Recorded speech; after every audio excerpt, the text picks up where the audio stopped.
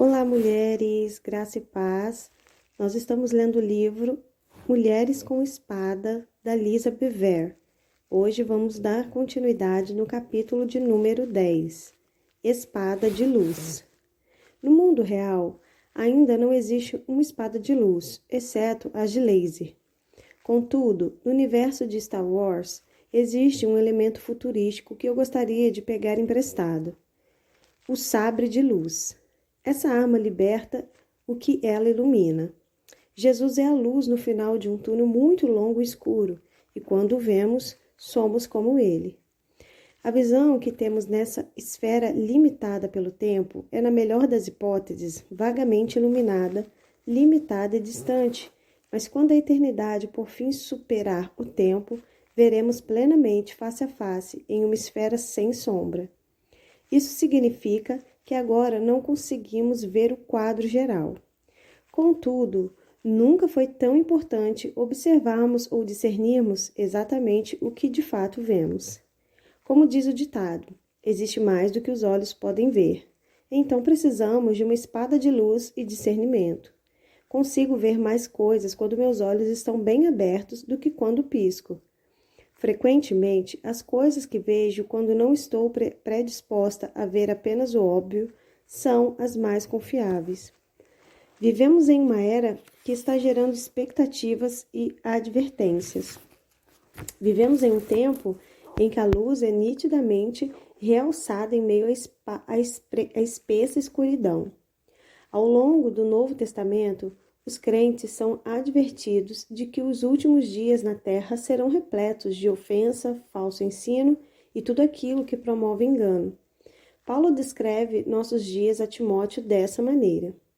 Sabe, porém, isto: nos últimos dias sobrevirão tempos difíceis, pois os homens serão egoístas, avarentos, jactanciosos, arrogantes, blasfemadores, desobedientes aos pais, ingratos, irreverentes, desafeiçoados, implacáveis, caluniadores, sem domínio de si, cruéis, inimigos do bem, traidores, atrevidos, enfatuados, mais amigos dos prazeres que amigos de Deus, tendo forma de piedade, negando-lhe, entretanto, o poder.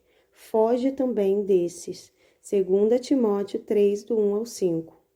Se Timóteo precisava saber qual seria nossa situação atual há 2000 anos, imagine o quanto nós, hoje, precisamos ter uma consciência clara do tempo que vivemos.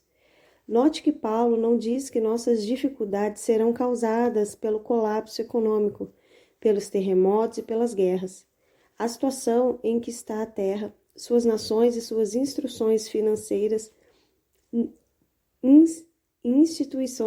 financeiras não é o que causa tensão em nosso tempo. Nossa luta nasce das sombras que dominam o coração humano. Entremeadas nas narrativas ao longo do Novo Testamento estão advertências para estarmos atentos, tomarmos cuidado, vigiarmos, estarmos em guarda, estarmos alertas e darmos atenção especial à palavra de Deus e à sua doutrina. Não apenas somos alertados contra falsos mestres, mas somos avisados sobre o perigo de enganarmos a nós mesmos. Contudo, viver com medo constante do engano irá da mesma forma conduzi-la à estrada errada. Viver com medo leva a decisões terríveis, porque o medo é um péssimo conselheiro, a não ser que se trate do temor do Senhor. Deus nunca deu a você um espírito de medo. Ele lhe deu um espírito de poder, de amor e equilíbrio. 2 Timóteo 1,7. Esse dom do Espírito tem exatamente as 3 qualidades de que você precisará para caminhar em discernimento e empunhar a palavra de Deus de maneira apropriada. A palavra de Deus é a lâmpada que ilumina nossas veredas, enquanto julga nossas ações com tanta certeza quanto sonda nossos corações. Sem a luz da palavra de Deus, estaríamos todos andando em círculos em meio à escuridão, com medo do que não podemos ver. A revelação das tuas palavras esclarece e dá entendimento aos simples. Salmos 119, 130. Amo a imagem capturada nesse versículo.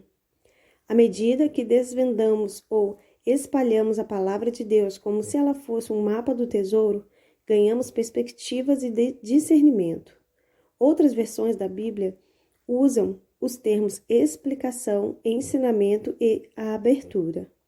Sem o discernimento da palavra de Deus, é fácil confundir um inimigo com um amigo e o passado de alguém com o seu futuro, porque um ambiente tomado pela escuridão distorce nossa perspectiva. Mas quando a luz é trazida à situação, você vê o que realmente está diante de você. Porque a palavra de Deus é viva e eficaz e mais cortante do que qualquer espada de 2 gumes, e penetra até o ponto de dividir alma e espírito, juntas e medulas, e é apta para discernir os pensamentos e propósitos do coração. Hebreus 4:12. Portanto, nosso temperamento deve ir muito além do que pode ser visto. Isso significa que nossas reações emocionais involuntárias devem ser fortalecidas. Qual a utilidade de braços musculosos que seguram uma espada na garganta de um aliado ou pernas fortes que defendem o campo errado? Não somos nada se nós nos deixarem na mão, se apenas nossa força alcançar sucesso. Enquanto estudava a arte da esgrima, aprendi que bons esgrimistas conseguem prever o que irá acontecer. Eles sabem instintivamente o movimento que o oponente fará, e eles se posicionam para contra-atacar. No versículo a seguir, Paulo estava escrevendo para a igreja em Corinto e deu a ela a responsabilidade de reafirmar seu amor por um irmão que antes havia sido disciplinado, para que Satanás não alcance vantagem sobre nós, pois não lhe ignoramos aos desígnios. 2 Coríntios 2:11. Derrotando os desígnios de Satanás. A que se destinam os desígnios de Satanás? A nos afastar de Deus e nos separar uns dos outros por meio de táticas de isolamento, culpa, julgamento, vergonha e dúvida. Nós contra-atacamos com amor, poder e equilíbrio. Primeiro, amor. E também faça esta oração: que o vosso amor aumente mais e mais em pleno conhecimento e toda a percepção. Filipenses 1:9. Onde o amor é sufocado, as trevas do engano abundam. Onde o amor floresce, conhecimento e discernimento aumentam proporcionalmente. Posso honestamente dizer que nunca vi alguém trazer conhecimento e discernimento para minha vida sem primeiro me amar. Aquela que diz estar na luz e odeia sua irmã, até agora está nas trevas. Aquela que ama a sua irmã permanece na luz, e nela não há nenhum tropeço. Aquela, porém, que odeia sua irmã, está nas trevas e anda nas trevas, e não sabe para onde vai, porque as trevas lhe cegaram os olhos. 1 João 2, do 9 ao 11. É muito simples. O ódio vive na escuridão, o amor vive na luz. Os que odeiam tropeçam à medida que caminham na escuridão, sem ter a mínima ideia do lugar para onde estão indo, porque estão cegos, levados pelo próprio engano. Os que amam caminham na luz, sabem para onde estão indo e chegam lá sem tropeçar. Nessas áreas que exigem delicadeza e intuição, as mulheres levam vantagem. Uma maneira de as filhas de Deus expressarem sua essência intuitiva e manter o equilíbrio no que tange o discernimento é na prática do amor. Então aqui estão alguns treinamentos para exercitar o discernimento, baseado em 1 Coríntios 13, 4 ao 7. O amor não reage, ele é paciente e gentil. O amor não contabiliza os pecados passados. O amor confia em Deus, então ele permanece. O amor celebra a verdade. O amor não leva em conta o passado. O amor busca o melhor. O amor se estende em direção ao futuro. O segundo passo é autoridade e poder. Não existe autoridade sem poder, e não há poder legítimo sem autoridade. No fim, ambos são dons de Deus. Para compreender a ambos, você precisa saber qual posição ocupa. Vós, porém, sois raça eleita, sacerdócio real, nação santa, povo de propriedade exclusiva de Deus, a fim de proclamardes as virtudes daquele que vos chamou das trevas para a sua maravilhosa luz. 1 Pedro 2:9. Independentemente da sua linhagem natural ou do seu trabalho, essa é a sua verdadeira missão. Em Cristo, você faz parte de uma raça escolhida de filhas, descendentes do sacerdócio real e embaixadoras de uma nação santa. Você é sua valiosa possessão, redimida para proclamar tudo o que Ele fez quando chamou você de uma vida de escuridão para viver para sempre na glória da sua luz. Esse é o poder do seu testemunho. Então existe o terceiro elemento, uma mente equilibrada e que tem clareza. O que significa ter uma mente equilibrada, moderada ou sã? O dicionário Webster define sã como sendo livre de ferimento, doença, falha, erro ou defeito. A habilidade de raciocinar logicamente de forma sábia, bem fundamentada e bem definida. Apenas Deus poderia dar a seu povo essa perspectiva em meio ao mundo tão desajustado, desregrado e doente em todos os seus processos mentais. A palavra de Deus tem o poder de renovar sua mente e mudá-la de enferma para sã. Ter um encontro com a palavra pode mudá-la, assim como aquele encontro com Jesus mudou um louco nu e violento em alguém vestido, calmo e com uma mente sã. Ver Marcos capítulo 5, versículo do 1 ao 15. É impossível discernir quando sua mente está atormentada. Discernimento significa que sua dieta deixou de ser o leite da palavra de Deus para ser uma dieta mais sólida, que dá força àqueles que sabem como digeri-la.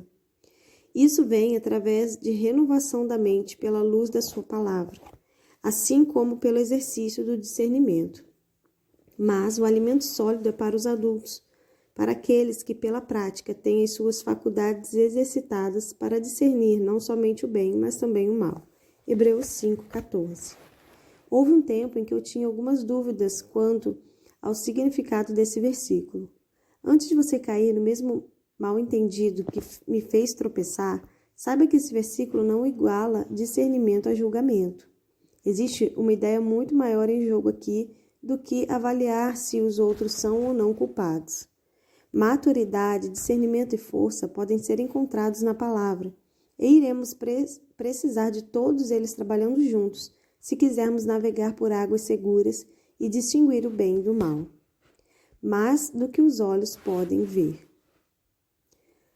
O discernimento vem com a maturidade, que está principalmente relacionada à maneira como encaramos a vida.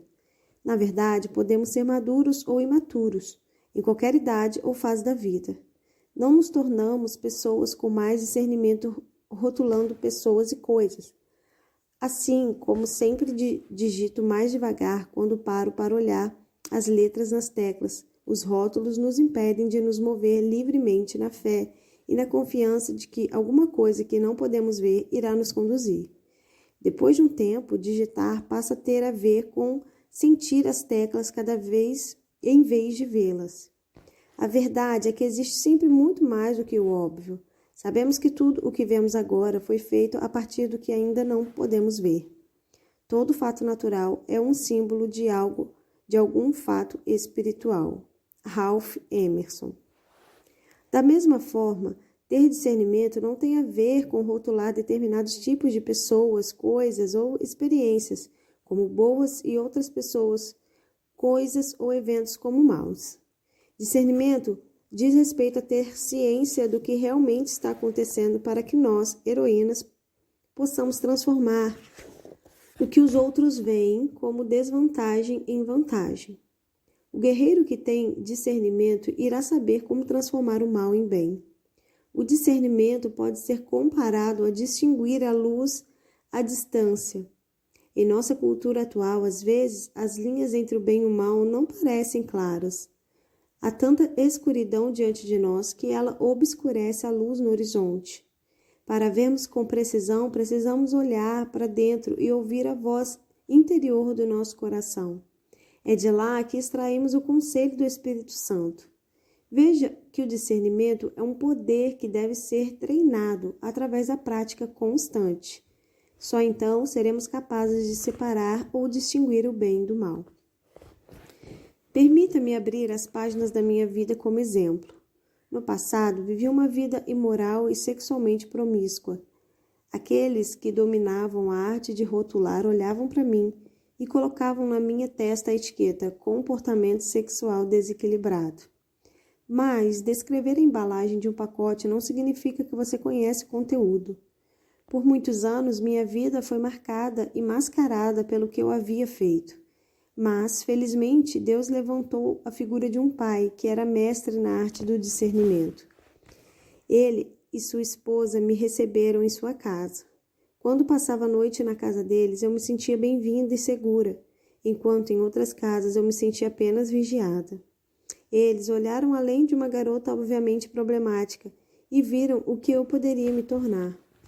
Eles entenderam que mesmo que minha vida sexual estivesse fora dos trilhos, se ela fosse colocada de volta, meu passado poderia iluminar o caminho para outros. Em vez de agirem como se meu passado nunca tivesse acontecido, eles me encorajaram a usá-lo como um farol para outros. Onde outros viam apenas fracasso, eles viram alguém com um potencial que poderia ser utilizado para redimir outras pessoas. Com o tempo, eu fui capaz de extrair o bom do mal. Redimi minhas escolhas com o objetivo de servir de exemplo para que outros não trilhassem o mesmo caminho. Precisamos amadurecer em nossa habilidade de discernir. O verdadeiro discernimento entende que a escuridão do passado de alguém pode servir como luz ao longo do futuro dessa pessoa. Guerreiros olham além do passado tenebroso e do presente que está claramente diante dele para ver no futuro uma revelação gloriosa para eles mesmos e para outros. Jesus veio como luz para a revelação dos gentios e para a glória do teu povo de Israel.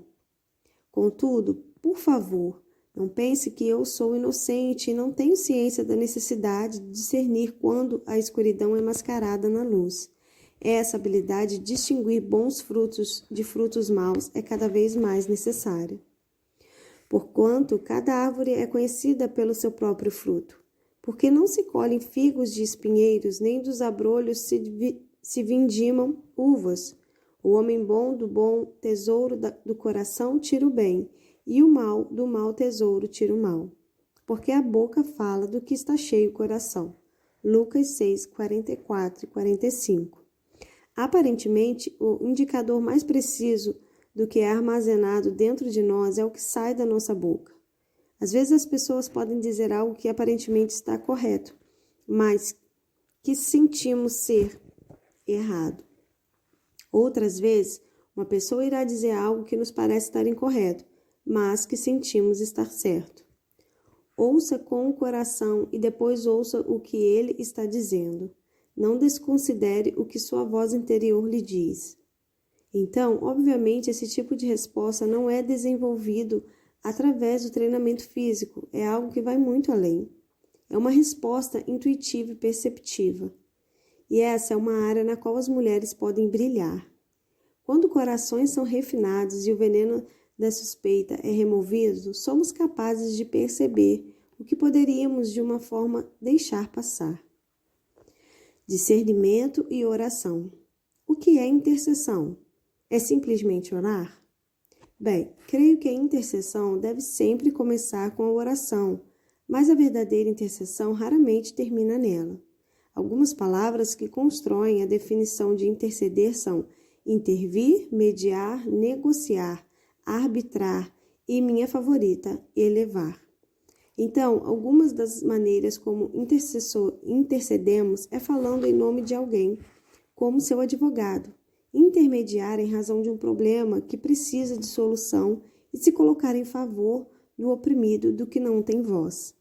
A palavra nos mostra quando devemos nos envolver e onde encontrar respostas e caminhos para consertar o que está errado. Isso nos direciona à luz no fim do túnel. A partir desse entendimento de intercessão, entendemos melhor o que significa interceder. Creio que a intercessão acontece sempre que a luz encontra as trevas.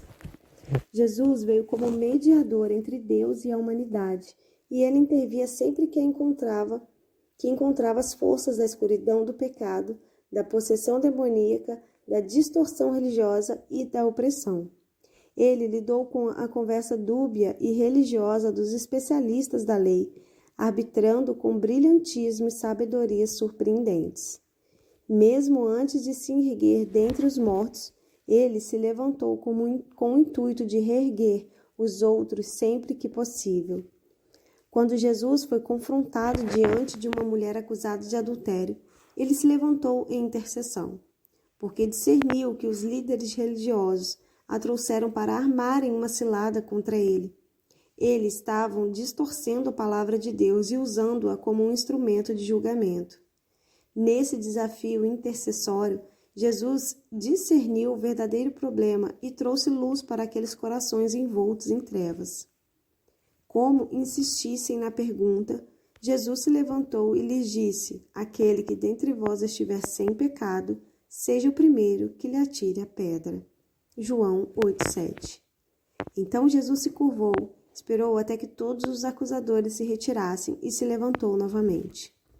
Erguendo-se Jesus e não vendo a ninguém mais além da mulher, perguntou-lhe: mulher, onde estão aqueles teus acusadores?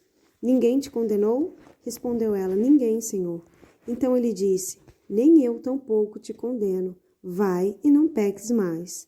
De novo, lhes falava Jesus dizendo: eu sou a luz do mundo. Quem me segue não andará nas trevas. Pelo contrário, terá a luz da vida. João 8, 10-12.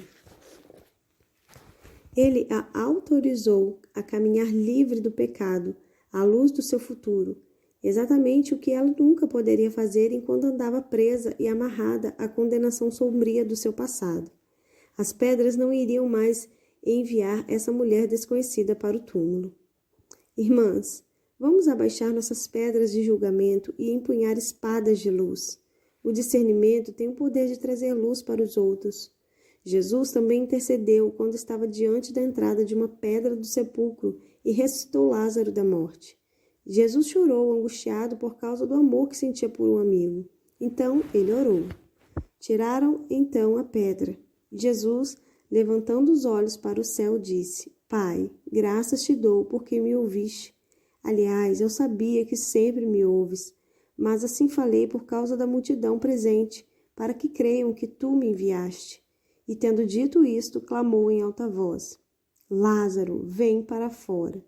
Saiu aquele que estivera morto, tendo os pés e as mãos ligadas com ataduras e o rosto envolto num lenço. Então lhes ordenou Jesus: desatai-o e deixai-o ir. João 11, 41-44. Lázaro deixou para trás a escuridão do túmulo e encontrou libertação na luz de um novo dia. O discernimento e a verdadeira intercessão têm poder para libertar os cativos reprimidos para o seu destino. Ao longo da sua caminhada na terra, Jesus discerniu a obra do diabo e então intercedeu trazendo luz, verdade e cura sobre os dias sombrios da terra. Em minha opinião, a obra de discernimento mais dramática foi quando Jesus disse: Pai, perdoa-lhes, porque não sabem o que fazem. Lucas 23, 34. O discernimento sabe quando outros estão cegos e então intercede com base na ignorância das pessoas em vez de em suas ações. A cruz trouxe fim à nossa separação de Deus, mas sua intercessão não parou por aqui. Jesus não apenas ressuscitou da morte, ele ascendeu ao céu. Quem tentará acusação contra os eleitos de Deus? É Deus quem os justifica. Quem os condenará? É Cristo Jesus quem morreu, ou antes quem ressuscitou, o qual está à direita de Deus e também intercede por nós. Romanos 8, 33 e 34. E por causa do seu posicionamento eterno, ressurreto e compreensivo, temos a promessa. Quem nos separará do amor de Cristo? Será tribulação ou angústia ou perseguição, fome ou nudez, perigo ou espada? Em todas essas coisas, porém, somos mais que vencedores, por meio daquele que nos amou. Romanos 8, do 35 ao 37. Amadas, é tempo de nos fortalecermos na palavra, iluminarmos este mundo com o verdadeiro discernimento e nos levantarmos na luz, agindo como intercessoras. Pai Celestial, estou pronta para abaixar as pedras do julgamento e me tornar uma filha com discernimento. Irei renovar minha mente lendo, falando e vivendo sua palavra na luz. Quero ver a luz e o conselho do céu invadirem a escuridão da terra. Estou pronta para libertar aqueles que estão cativos pelo pecado, ao declarar luz e amor ao futuro deles. Estou disposta a chorar por aqueles que estão enterrados nas covas do tráfico, do cativeiro religioso e do desespero. Levantarei minha voz, estenderei minhas mãos e me colocarei de pé e em favor de outros, em nome de Jesus. Amém.